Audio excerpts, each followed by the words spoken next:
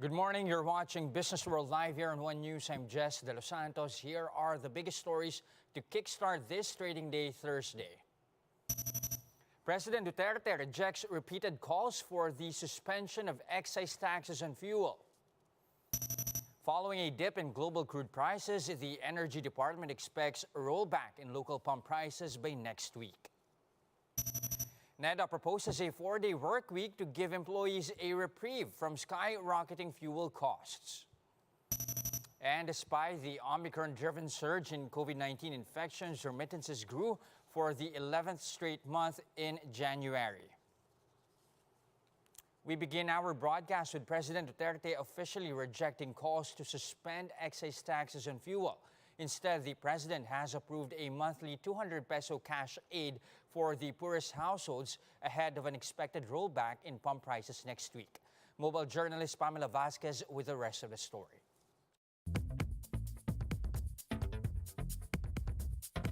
Despite 11 straight weeks of oil price hikes, President Duterte has decided not to suspend fuel excise taxes. The Energy Department had been pushing for it for several weeks to help cushion the impact of skyrocketing pump prices. But Duterte chose to side with Finance Secretary Sonny Dominguez, whom he listens to on matters of the economy. Dominguez had been warning about the impact on social programs if the government lost more revenue. If we suspend the fuel excise taxes under train, it will reduce the total government revenue by 105.9 billion pesos in 2022. If we will continue to spend the same amount of money, we will have to borrow more money. Dominguez also argued that cutting the tax will only benefit the rich. We have analyzed it and we know that the top 10% of income earners in the Philippines consume almost 50% of all the fuel. If we look at the bottom 50% of the Philippines, they only consume 13% of the fuel. Instead, the DOF wants to focus on distributing targeted subsidies. Duterte has also approved the DOF's recommendation to approve ayuda of 200 pesos per month for 1 year to the bottom 12 million households. This is not enough, but this is what we can afford as of this time to make sure that our finances going forward. There may be some relief in sight. Global prices of crude have fallen sharply overnight. Energy Secretary Alfonso Cusi said that means we may see a rollback in local prices next week. Sa gasolina, pwede po tayong bumaba ng mga 5 pesos pahigit at sa diesel po, pwede naman pong magbaba ng 12 peso pataas. But transport groups nationwide vow to continue holding protest strikes this week. Mobile journalist Pamela Vasquez, We Are One News. Now, despite oil prices reaching record highs this week, the Energy Department is confident that the worst may be over. In an interview with The Big Story, Energy Undersecretary Gerardo Arguiza Jr. said global fuel prices are starting to cool down. He said the agency is just hoping that the lower prices will continue to hold for the rest of the week to ensure lower pump prices by next week. Well, we hope that the worst is over, but we know as one indicator is that the Russia-Ukraine conflict is almost solved. They are in the process of, getting or settling the differences, whatever is that. And immediately when those announcements came out, then the price went down. So that's an indicator. And hopefully, with the continuous assurance of the OPEC to push through with its commitment of 400,000 barrels a day, then that will definitely ease the supply or production. Meanwhile, there's a new round of price adjustments for local fuel products effective today. Petrogas is adding 6 pesos and 65 centavos more to the price of diesel per liter, while the price of their gasoline is up by 3 pesos and 60 centavos per liter. This price adjustment took effect earlier this morning at 6 a.m. On the other hand, Clean Fuel is implementing a temporary rollback on diesel prices. That's from March 16 to 18. Clean Fuel's diesel will be cheaper by 5 pesos per liter. The government has begun distributing fuel subsidies for PUV drivers, but some drivers are still not convinced that the 6,500 peso assistance is enough to cushion the impact of skyrocketing oil prices. Camille Samonte with the report. Thousands of public transportation drivers can get to wait their hands on the government's 6,500 peso fuel subsidy. Payout started on Tuesday, but the likes of Chris have yet to receive anything on his Pantawid Pasada card. Wala talaga, di na namin inaasahan po yun kasi noong nakaraan, di ako nakatanggap, di na kami babiyahe po, wala nang kikitain talaga, wala nang iuwi sa bahay, sa pamilya. Some drivers, meanwhile, complain that this aid won't even last them a week.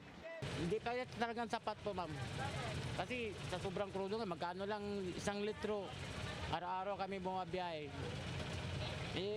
Kulang talaga.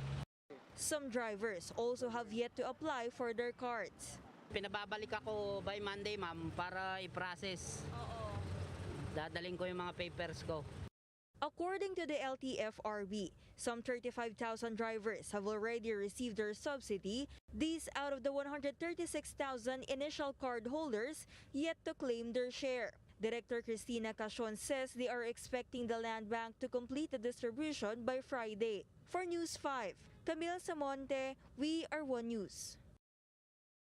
There's one more proposal, this time from NEDA, for businesses and employees to cut on costs amid rising fuel prices. And that is to shorten the work week to 4 days. NEDA Secretary Carl Chua explained that Filipino adults can still work 40 hours per week, but instead of the usual 8-hour shifts, Chua wants them to work for 10 hours a day for 4 days. Chua said a similar setup was implemented back in 2008 when fuel prices were also high. Now, is the private sector amenable to a possible 4-day work week with longer work days? So let's find out from Presidential Advisor for Entrepreneurship, Joey Concepcion. Good morning, Sir Joey. Thank you for joining us today. Okay, I think we're having problems trying to connect to Sir Joey for now, but then again, you heard that report previously. Again, the NEDA proposing a 4-day work week to somehow cut costs here for firms and employees as well. Now, I do think, however, that we already have Sir Joey with us today. Let's try to get comments from him. Sir Joey, good morning. Can you hear us? Good morning. All right, sir, again, the NEDA proposing a 4-day work week to cut costs here. How are you taking this? Is this something that the private sector is amenable to? Well, actually, at this point in time, we are adjusting. We already, prior to even that advice, we are allowing the 5th day to be work from home, no? Basically Friday, at least for our company. But I'm sure many will be open to the idea of work from home on a Friday. Okay, so you're basically proposing that instead of a strict 4-day work week policy, we can maintain a 5-day work week policy, but still having a 5th day as a work from home setup. So in a way, maintaining that hybrid mode of work. Is that correct? That's right. I mean, we've lasted this for 2 years, no?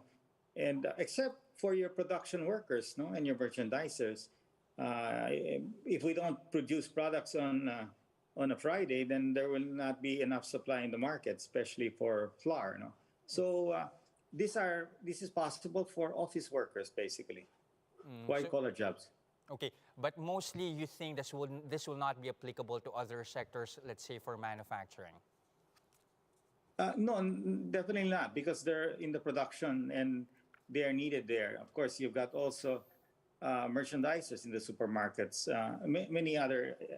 So those who are really manning stores, and that's very important. They have to be physically there. But for office personnel, which is a huge number, that can be work from home. Okay. This time you have Secretary Chua saying that this was already implemented back in 2008 and even in the 90s during the Gulf War. Do you recall those days and how did it go? Oh, yeah, I mean, that was quite a long time. I can't quite remember that. But nevertheless, I mean, people who are running plants will have to have their factory workers present, no, because they are running equipment. And if we only run for 4 days, we might not have enough supply for the market, especially those who are in the food and beverage business, and of course the critical areas. So I think a work from home will be possible only for those who are in the offices, maybe BPOs and call centers who have done it in the past. Maybe can look at that during this fuel crisis. Now, again, you have also the Labor Department this time pushing for a cash aid of 5,000 pesos a month for 3 months to at least to a 1 million minimum wage earner. So this is going to cost the government some 24 billion pesos. Are you amenable to this rather than increase minimum wage altogether? First of all, I believe it should be some kind of an aid. The amount, Secretary Dominguez is best to determine that amount. I don't believe in increasing the wages at this point in time because we don't know what is really going to happen. You can see the volatility of oil move up and then all of a sudden crash down. So while it's volatile, I don't think we should peg wage increases at this point. Now, subsidies, yes, but I think the government should decide on what kind of subsidies they will give these workers, no, for the time being, especially those in the transport sector. Mm-hmm. However, sir, for NCR alone, for example, minimum wage is already at 537 pesos. Do you find this to still be adequate for workers here in Metro Manila? Well, I think that's a separate matter, no? I mean, maybe it needs some review, but we have to look at the basis of that. Because if we're going to base it on the conflict in Ukraine and Russia, which is pushing up prices, this might be temporary. I mean, especially if it's triggered by oil. Of course, we have other commodities that have gone up, but we don't know because it can also go down once there is a possibility that this conflict will be short-lived. So we need time. Now, yes, in the meantime, I think some form of temporary support can be discussed. And if the government, it seems, cannot reduce or eliminate the excise tax because, as you know, as they need the money because of all their projects in the past. I mean, and their build, and of course, the loans that we incurred in this pandemic. So Philippines Inc., which is our country, has to have enough revenues to sustain this. But nevertheless, I think Secretary Bello will discuss this with the private sector. But my position here, and I think most of the businessmen are, is we should not just implement the wage increase. We should study it. Let's determine the direction of this situation is going. Yes, it is still volatile, but the fluctuation of oil is really up and down. No? So we might. I think the idea of supporting the workers through some kind of financial support is much better because while during this crisis, that support can take place, but when the crisis is over, then it can be withdrawn. While salaries, you can't withdraw it anymore. Now we have our annual CBAs, so we have our normal CBAs that take care of these wage increases. No? Now, talking about subsidies, sir, just want to get your comment on this. You have the government approving a 200 peso per month subsidy for the poorest of the poor. How far is that going to go, sir? Well, it's something. I think it's a good start. 200 a month, so that's about you're looking at about 2,000 something a year. Then again, I think what the government is trying to do is calibrate everything, determine where is this going to be, and it's not for me to say is it enough or not. No, I mean, on top of that, if they are employed, they will be getting their usual salaries. No? So, and we hope that the economy will really kick in, and you don't want to put more pressure on the MSMEs, no, because these guys employ 60% of the country's labor force, no. So they're just basically recovering from this pandemic, and their cash flows are improving, and not all of them have really rebounded totally, but it is progressing. So if you push too much on them, all of this wage increase and many other issues, then they might have a difficult time recovering. And worst part is that rather than we employ more people, the job generation is very important, especially in this time. And I think we can do it.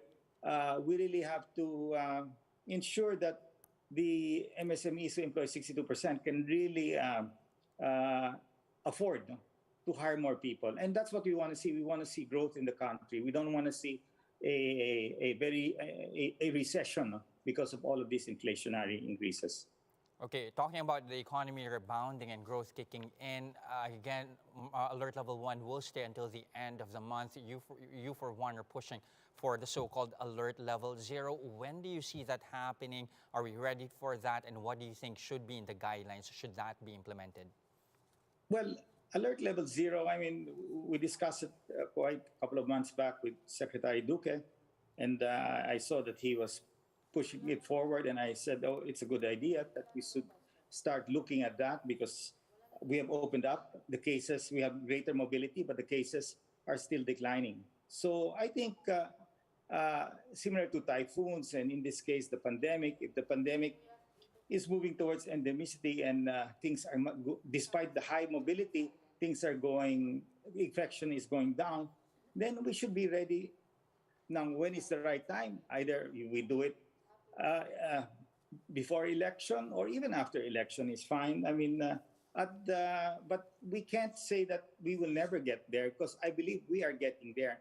And even more so, especially with this conflict in Ukraine and Russia, you really want to open, everything is basically open. We're all at maximum capacities of 100%. We have to now bring more confidence that the country is doing good. It's nice to claim that the health situation in the Philippines is we've reached that point of great success, and it's nice to announce that certain areas, not all in the Philippines, will be able to move to alert level 0, or basically no alert, no basic warning of an impending variant coming in. It gives us confidence that we are moving ahead, no? With all the work that the government has done to push this to where we are today, and of course the private sector. No? So hopefully the idea is to increase confidence. No? All right, of course, the hope is that we're already at the tail end of the pandemic. Thank you very much for your time this morning. Again, Presidential Advisor for Entrepreneurship, Joey Concepcion. Thank you, Sir Joey, and stay safe. Now, in other news, OFW remittances rose for the 11th straight month in January. Remittances increased by 2.5% year-on-year to $2.7 billion from $2.6 billion in January 2020. The BSP says the growth in remittances from the U.S., Japan, and Singapore contributed largely to the overall increase in January remittances. This reflects improving employment prospects in these countries despite the Omicron-driven surge. Now, coming right up after the break, the U.S. Fed raises interest rates for the first time in more than 3 years. We'll take a look at how financial markets are reacting to that move when Business World Live returns. Stay with us.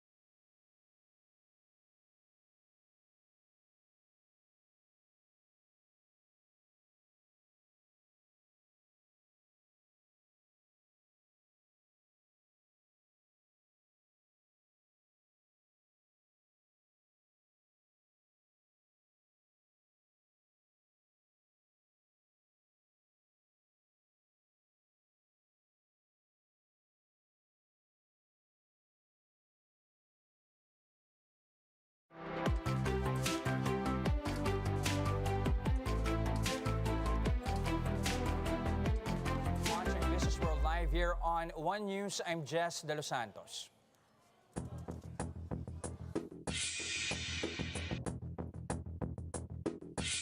All right, it's a green day for most of Asia today after the Fed decided to raise rates by a quarter percentage point. Not only that, they're also signaling the possibility of hiking rates for all 6 remaining meetings in 2022. This as the U.S. battles high inflation. Now, you have Chair Jerome Powell maintaining, though, that the U.S. economy can absorb the tightening as it remains strong. Looking at how the rest of Asia is reacting to that move by the Fed, you'd see here most major markets here starting the day in the green. The Topix up by over 2%. The Nikkei likewise also increasing 3 2/10%. That's also the case here for the Hang Seng up 4 4/10%. The Kospi and Aussie indices likewise also in the green, with Korean stocks up by 1.5%, and Australian stocks S&P 200 here, as you can see, also in the green by 1 4/10%. Now let's see how the local bourse is reacting to that after, of course, we did see a last-minute increase on Wednesday after trading for the most part of Wednesday in the negative territory. It ended flattish at 7,026 after trading again most of the session yesterday at in the negative territory. That's after the president signaled that it's not going to suspend excise taxes on fuel, as you can see right now. However, the index joining the rest of Asia here with gains. It's up by 1 2/10%, back to the 7,100 level at 7,109 to be exact. Now, one particular stock we have to be keeping an eye on here would have to be Meralco. As you can see, however, the stock is starting the day in the red, down by 1%. That's after it reached a record high yesterday at 380 apiece. Again, this comes on the back of Energy Secretary Al Cusi warning of a possible increase in power rates by May. This as demand for coal increases amid the war in Ukraine. And lastly, let's have a quick check on our local currency here after that report on remittances increasing for the 11th straight month. As you can see here, the peso strengthening a touch here, now at 52.188. This also is a BSP signals that it's going to be open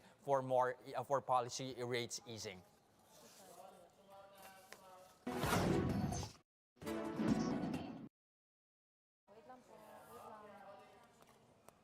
Here are other headlines we're keeping our eyes on. Land Bank has released over 30 billion pesos in loans to MSMEs heavily affected by the pandemic. As of January, Land Bank's iRescue program has issued 30.9 billion pesos worth of financing, mostly to pandemic-stricken businesses, the Philippine Star reports. Land Bank President and CEO Cecilia Borromeo said the amount covered loans extended to a total of 687 borrowers. Of this number, over 460 are MSMEs, 115 are cooperatives, and 105 are large-scale enterprises. 5 microfinance institutions also availed of the loans. The Bangko Sentral says it's sticking to its plan to raise key policy rate in the second half despite heightened uncertainty caused by the war in Ukraine. BSP Governor Ben Jocno says they are also factoring in the policy tightening of the U.S. Fed. Jocno has yet to release a fresh statement following the Fed's move to increase rates, at least for now. The BSP Governor says it's necessary for the Bangko Sentral to be patient. Jocno has also previously said that the BSP would want to see 4 to 6 straight quarters of economic growth before considering increasing rates. And the Trade Department wants supermarkets and retailers to eliminate intermediaries that come between them and suppliers. Trade Secretary Mon Lopez said that the elimination of middlemen will help keep basic goods affordable. The DTI is also launching programs to address the threat of inflation to basic goods, like the Presyong Resonable Dapat program and the Descuento Caravan and Bagsakan Market initiatives. The Philippine Amalgamated Supermarkets Association has said that prices of basic necessities have risen to up to 6% amid the surging fuel prices. And that's the first look into the business today, this Thursday, March 17, 2022. Join us again tomorrow at 9:30 a.m. You can also catch us on Signal Play. Register for a free account now at www.signalplay.com and stream One News Live anytime, anywhere. I'm Jess De Los Santos. Mask on, wash hands, and stay safe. Philippines, we are One News.